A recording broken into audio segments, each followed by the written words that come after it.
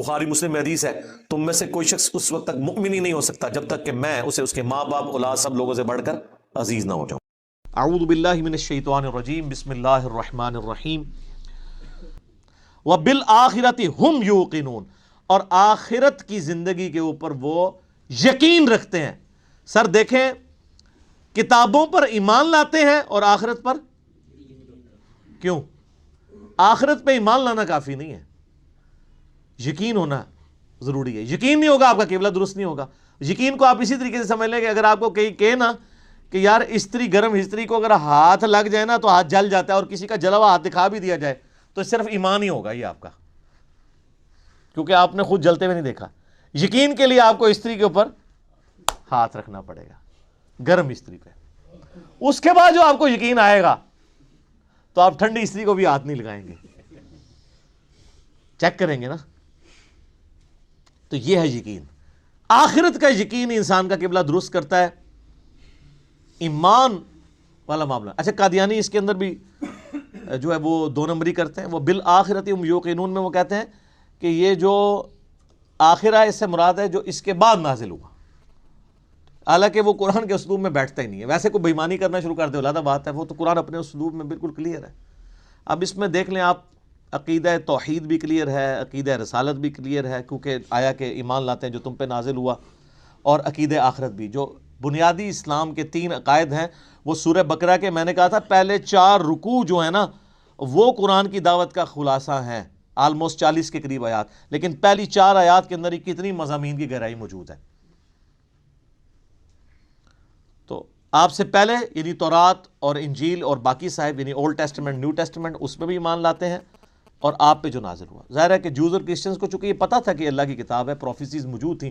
Even آج کی آپ انجیل مقدس اٹھائیں، جو انارکلی سوسائٹی، جو بائبل سوسائٹی جو ہے انارکلی لاہور، اس میں اولڈ ٹیسٹمنٹ، نیو ٹیسٹمنٹ اور صحائف جو ہیں وہ بنی اسرائیل کے پیغمبروں کے، انہوں نے انجیل مقدس کے نام سے آلموسٹ اتنی والیوم کی ہے، لیکن وہ باریک رائٹنگ ہے، قرآن سے 3 گنا بڑی وہ کتاب ہے۔ آپ اس میں ابھی بھی آپ اولڈ ٹیسٹمنٹ میں تورات کے اندر چلے جائیں، ڈیوٹرانومی چیپٹر نمبر 18 کی جو ہے وہ آیت نمبر 18 پڑھ کے دیکھ لیں۔ اے موسیٰ علیہ السلام، میں تیرے ان کے یعنی امتیوں کے بھائیوں میں سے تیری مانند ایک رسول اٹھاؤں گا، تو وہ یعنی بنو اسرائیل میں سے نہیں بلکہ بنو اسماعیل میں سے۔ میں قرآن کے تعارف میں اس کے اوپر چونکہ بول چکا ہوں، آپ دیکھیں۔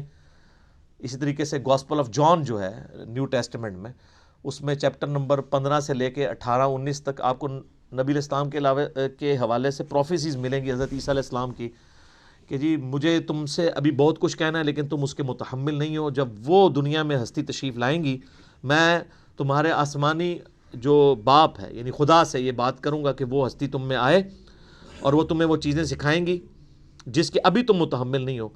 وہ اللہ تعالیٰ ان کے منہ میں اپنا کلام ڈالے گا، وہ اپنی خواہش نفس سے کچھ نہیں کہیں گی، وہ وہی کہیں گی جو اللہ ان کو وہی کرے گا۔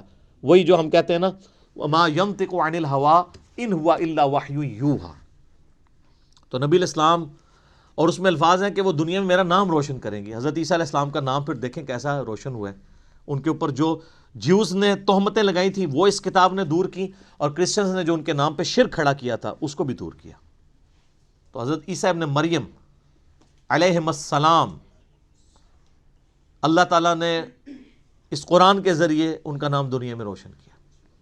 اسی لیے آپ دیکھیں اس وقت جو سب سے زیادہ نان مسلم ہو رہے ہیں نا وہ کرسچنز ہیں، کیونکہ مسلمز ہی اونلی بلیورز ہیں on the face of earth, Christians کے علاوہ جو حضرت عیسیٰ کو پیغمبر مانتے ہیں۔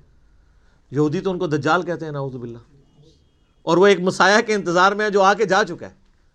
اب جب دجال آئے گا اس کو وہ مسیح مان لیں گے، حالانکہ جو ان کی کتابوں میں مسیح تھا وہ عیسیٰ ابن مریم تھے جن کو انہوں نے انکار کر دیا، اور کرسچنز نے ان کے بارے میں ڈیوینٹی کلیم کر دی، کسی نے خدا کا بیٹا کہہ دیا اور کسی نے کہہ دیا یہ خود ہی خدا ہیں۔